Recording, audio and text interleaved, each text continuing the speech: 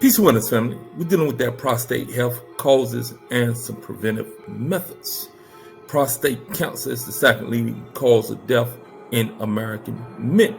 Let's read a little bit right here coming from this article.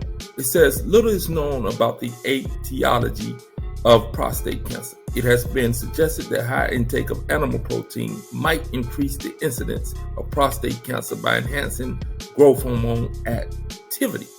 This is significant.